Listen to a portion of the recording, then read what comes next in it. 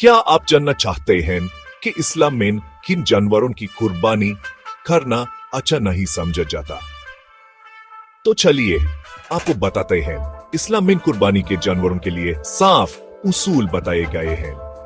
कुछ जानवरों की कुर्बानी बिल्कुल हराम तो नहीं, लेकिन उसे मकरूह समझा जाता है, यानी नफा से पहले है मुर्गी। मुर्गी की कुर्बानी मकरूह है, मतलब बेहतर है कि इससे बचा जाए। फिर आती हैं बतख और बतैर। मुर्गी की तरह इनकी कुर्बानी भी मकरूह है।